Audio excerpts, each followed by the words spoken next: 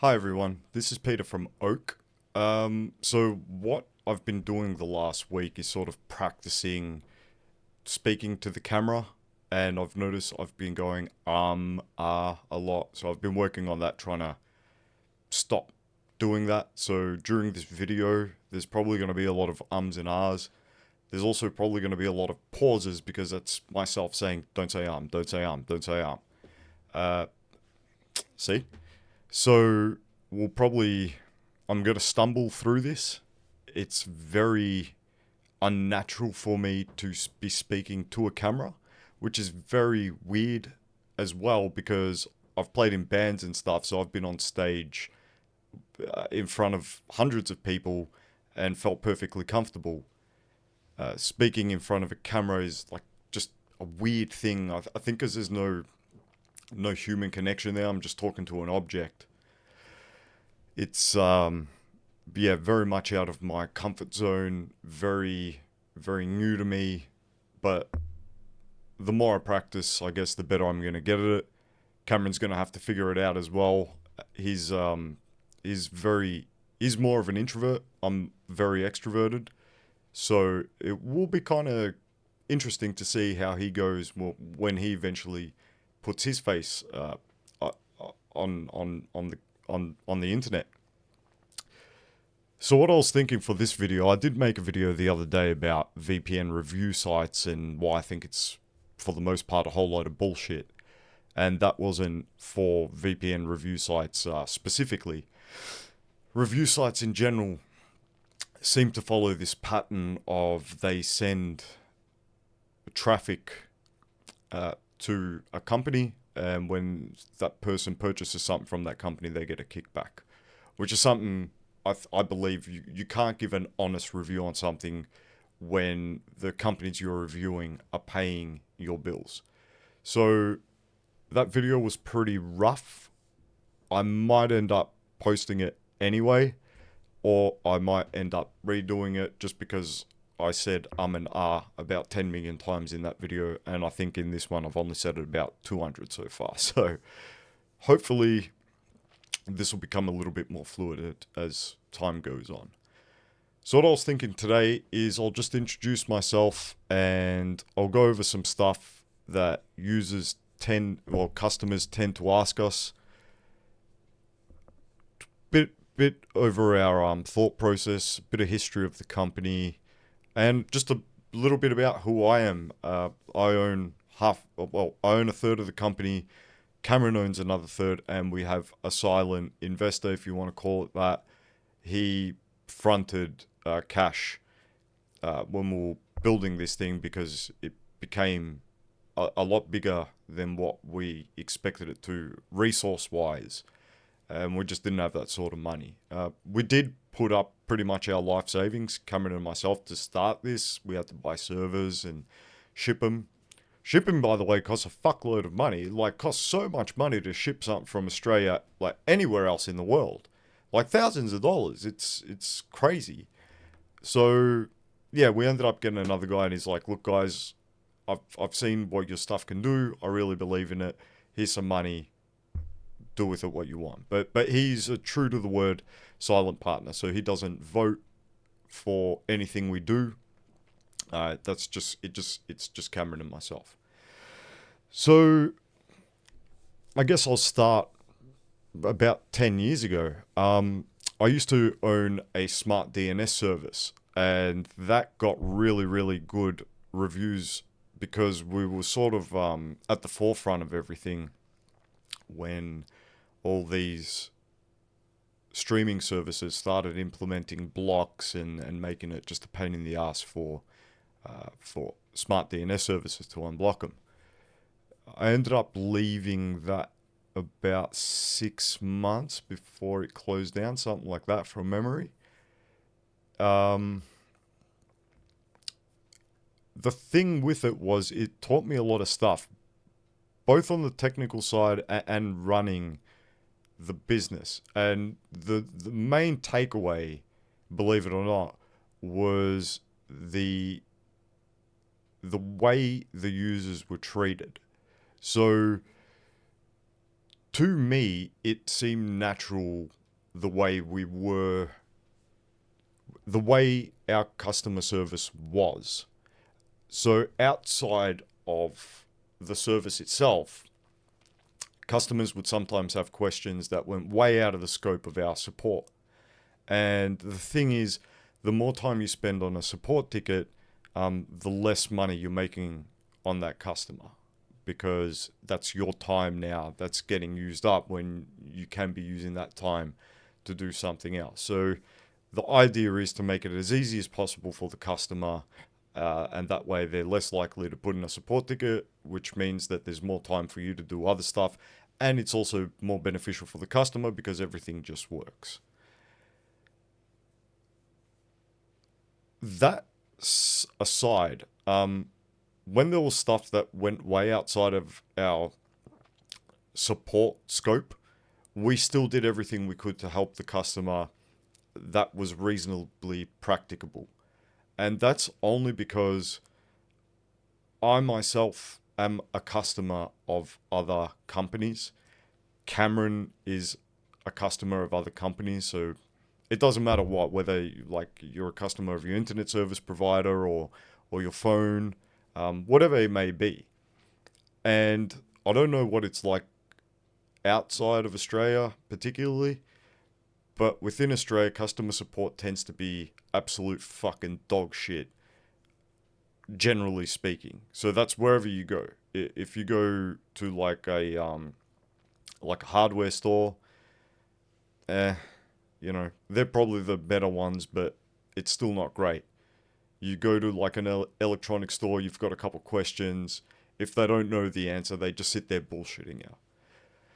So back before the Smart DNS service shut down, I had an idea for a VPN company, and I had some ideas of what I wanted it to do and how I wanted it to work.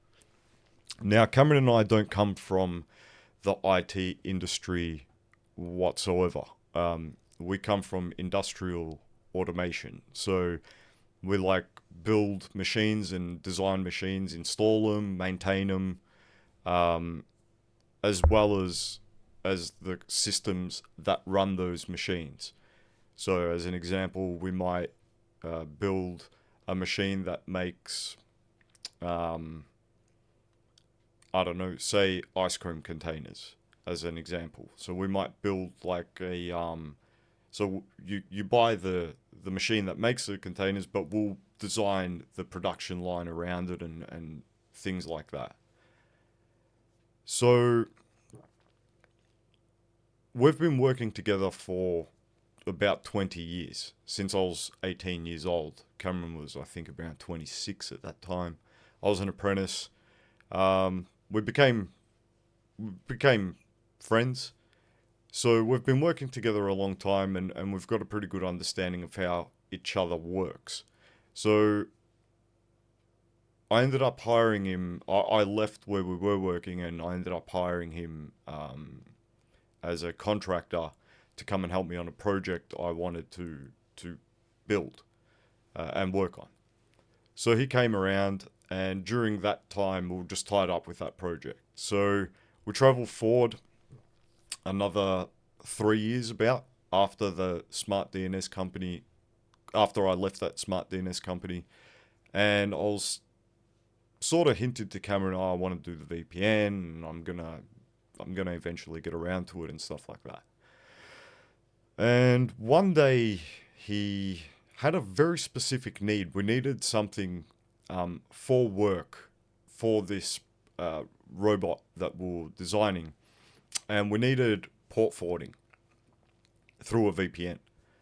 It was a very specific thing Cameron had. I can't recall exactly what it was, but it was a very, very specific thing. So he started working on a very basic sort of little system to do what he wanted it to do. And he built it, and he rang me up. He's like, "Oh, I got this. Come and check it out." I went and took a look, and it struck me that, I can use this for something at home that I want. This will be very handy. So normally I'm pretty sort of lazy. I don't like doing work unless I have to do it. So setting up like something to do to allow outside network access into my home network and setting up all this shit that was going to take a long time, and it was just a pain in the ass. I didn't want to do it, so I just never got around to it. Then Cameron comes out with this thing, and boom, it's like perfect. It works. So that little thing that he built lent itself very much to a VPN service. So we're sort of talking over the next few months about what we want to, like, we're just talking shit basically, like, oh man, if we had a VPN server, we can do this and this and this. So we're sort of coming up with ideas over the months that followed, and I'm a dad. I've got a little girl, so I was like, I'd want to stop, malware and ads and social networks and shit like that. But I also want to be able to block sites that I want to block. So I don't want it like just built into the system where you guys or where the VPN company takes care of it, and I've got no control over it. What if I want to ban a site that doesn't fall under any of those categories? So we started coming up with that, and that turned into the Cerberus feature.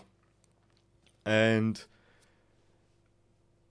Cameron at the time didn't know, but I was watching a show on Netflix that was only available in the United States. And I told him, I'm like, if you just go to the US, you can get this show with a VPN. He's like, oh, I didn't know that. They got a different library. I'm like, yeah, dude, it's totally different. He's like, oh, okay. So then I was thinking, like, well, what if we could have it so if you can connect to your local VPN region, which for me is Australia, if I can just connect to Australia for my VPN, and that way I stop my ISP from snooping everything I do, which is a thing in Australia, by the way, for those who aren't in Australia. The government done some really, really fucking stupid shit a few years ago, and they're like, oh no, the ISPs have to capture all this metadata for like 6 years or 4 years or something. So I don't want that. I want my stuff to be private, whatever I do. So I was thinking, what if like we could have a VPN where we connect locally, but we could still access stuff from overseas. So if I want like American Netflix, I can get an American Netflix without connected to an American VPN server. We're talking about that, and then it got bigger and bigger and bigger. It's like, well, yeah, but what if I want American Netflix, but I want, I don't know, like Swedish radio, as an example. But I want them at the same time, and I still want to be connected to Australia. And that just grew bigger and bigger and bigger and bigger and bigger. So before we knew it, we effectively wove in a smart DNS service within the VPN. So you don't have to change any of your smart DNS DNS settings or anything like that. It just uses the VPN's DNS, and boom, it follows the rules you put in. So we got that. Then we put the port forwarding in as well, and we were like really happy because we had a few proxies and had like a very basic sort of thing.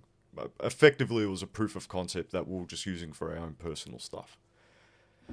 So we're happy with that, and then we started talking about, well, what if we end up selling this as a subscription, just like I did with a smart DNS service. And we're looking at it, and it was really hard to find our customer because it sort of fit many different categories, but it was neither one purely. So that's to say, like, to me, a traditional VPN service is you just connect to a server and all your stuff stays private. But it was more than that. But then traditional VPN services, they've got like 50 million locations around the world, and they're like, oh yeah, you can connect to Antarctica if you want because we've got fucking servers there for God knows what reason. So that was another thing. So we couldn't compete on that because we knew we weren't going to be doing that because that's not how the service was made to operate. So the more we looked into stuff, the more we got an idea of what we wanted and more of an idea of who our customer sort of would turn out to be.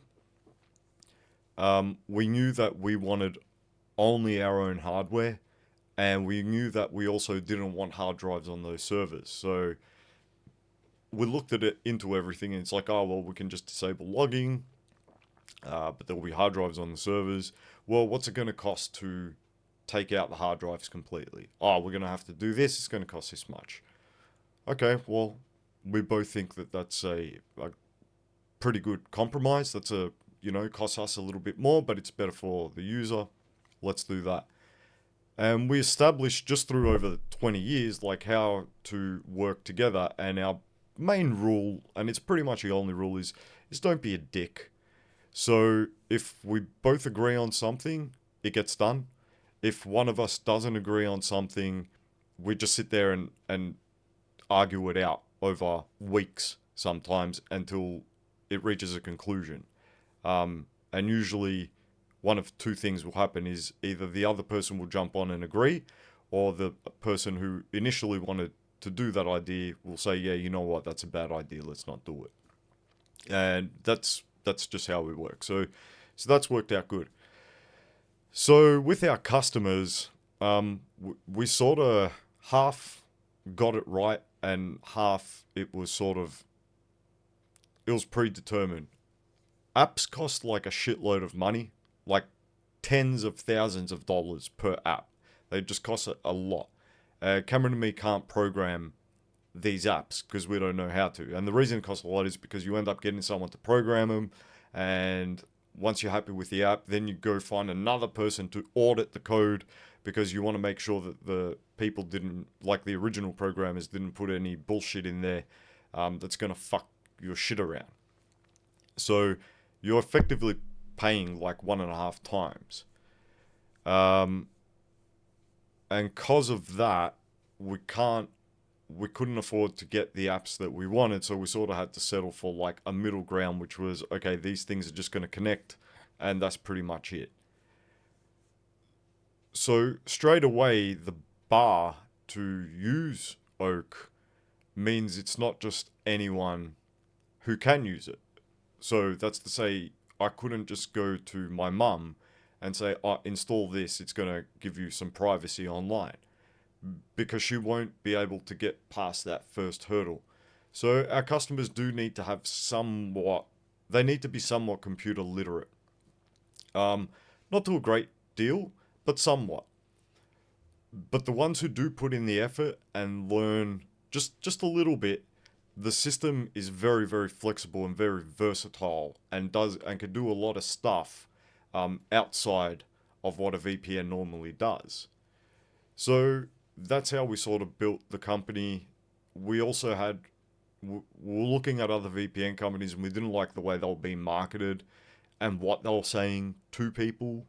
Like, oh, this is going to stop you from, this is going to stop hackers from getting into your bank account, and we use military grade encryption and shit like that. It's like, okay, cool. You do, but I mean, fuck. Like, so does the rest of the internet. Like, we don't like bullshitting the customers, and we've never done it. It's just purely like, this is what it is. Some shit you're not going to like what we have to say because it's not a perfect system. Like for not system. It's not a perfect service, I should say, for everyone. It's perfect for some people, and it's really good for others. But for other people, it's like really not good. But if you learn just a little bit, it's pretty rewarding. So my dad, for example, he learned just a little bit more because he was ringing me up on the phone and shit. Oh, how do I do? I'm like, Dad, you need to submit a fucking support ticket like everyone else. Like, I can't be, on the phone to you. I go, here's some stuff. Just read a little bit. You'll figure it out. He did it straight away. Went and bought a router that had an OpenVPN client in it. Put Oak on it, and that's it. And he's been running it for like a year. So that was also an important thing for us, knowing that those who do put in the effort, they need to be rewarded for it in some way. So we've really focused on sort of throughput with OpenVPN, uptime of our servers. A lot of people run our servers on their routers. Also, we've been told in our tickets, oh, we run this on the router, we run that. So we really just want a stable thing that sort of you just put on your devices and you forget that it's sort of there and it just does its thing in the background. So that was the whole thing, and we kept it as honest as possible. Um, we haven't bullshitted on the website or over exaggerated stuff. It's very factual. Everything's easy to read. There's no legalese on the website. It's all just very basic. The terms and conditions and the privacy policy, they're all in like just one page. Yep, that's it. I think the privacy policy is like even half a page. It's nothing. So that's sort of what we did. Um, so yeah, basically we just want to run a good service for people and have people enjoy the service and give them really good customer support and customer service. And I think for the most part with the customer service, we've done pretty good. Um, People who have spoken about us on forums or Reddit or anything like that, they're always saying, oh yeah, they have really good support. The other funny thing about that is I work night shift and Cameron works day shift. So I work 6 p.m. to 6 a.m. and Cameron basically works 6 a.m. to 6 p.m. But we don't work on Oak full time. I work a full time job in industrial automation, and Cameron also works a full time job in industrial automation. So the customer support should be getting better and better and better the more time we have to spend on Oak. And at some point, hopefully, we can spend all our time on Oak and not need to work full time jobs. We can just work on Oak um, as our job. And that way, there's still, 24-hour coverage, but it also buys us like 12 hours a day to do other stuff with it. So now that I've gone over the very basic sort of history of it, I'm just going to go over a couple of questions some customers generally have. The first one is, why is there no WireGuard? So that's a fair question. Basically, neither Cameron nor myself trust it yet. And when we built Oak, like I said, we built it because it was something that we wanted. It was a service that we wanted to exist because nothing like it existed, and as far as I know, exists to this day.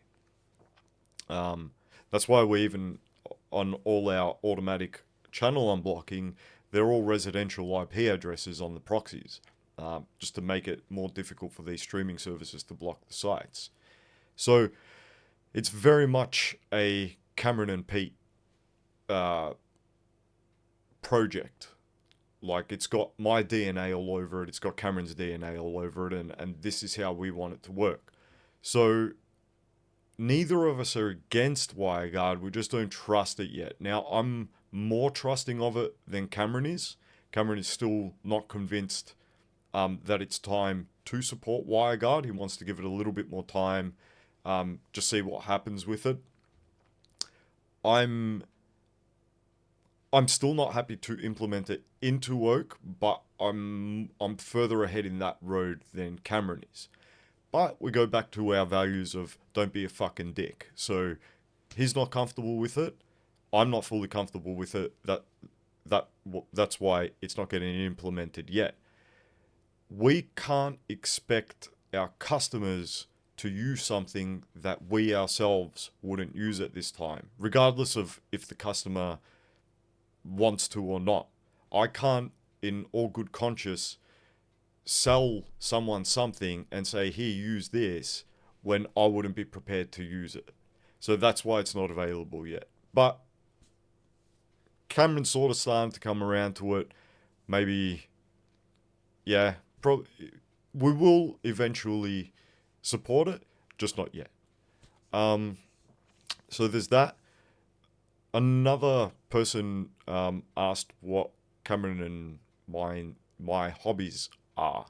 So my hobbies are very much music. I play guitar and make songs with a friend of mine, and that's sort of how I like to relax. Cameron rides motorcycles and he likes working on cars and bikes, like with his hands, getting in there, pulling engines out, and doing all that. That'll probably be a really good conversation once Cameron gets back. He's overseas at the moment, so I think that'll be a good conversation where we can probably just yeah, get a whole bunch of questions that the customers may have, and we'll answer them. Um, so I hope this was a good first video. Uh, Hopefully these get a little bit more fluid because right now it's been going for 26 minutes, and if we take away all the pauses and the ums and ahs, it could probably go down to about a 6 minute video. So sorry about that. I'm going to be releasing that video on VPN review sites, and we will also start. We've been working on some stuff in the background about scammers. So I've been scam baiting scammers and going through with the whole scam till the end, so you guys can see how they steal your money, and the tactics they use. Um, it's very much done the Australian way, so there's a lot of yeah, there's a lot of swearing in it. I don't know if I'm gonna have to sit there and like beep beep beep beep beep, and edit the video, or if I'm just gonna put it up straight and be like, look, we're Aussies. This is who we are. Enjoy. Well, I don't know. We might get cancelled. I don't know. You guys tell me, because you're customers. Do you want to keep existing? I don't know. And talking for like half an hour. Jesus, makes you thirsty. Thanks for the... Whoop. I also got to like move this stand because like I'm like half Greek. So I talk with my hands a lot, and every time I'm saying something, it's like boom, boom, boom, boom. So I either got to stop talking with my hands, which isn't going to happen, or I just got to move this. So I'll probably move that after this is all done. Yeah, hope you guys enjoyed the video. If you guys have any questions, just leave a put in a support ticket if you're a customer. If you're not, feel free to leave a comment on the video. I'll either get like answer those questions in a future video, or I'll just comment. Yeah, thank you very much.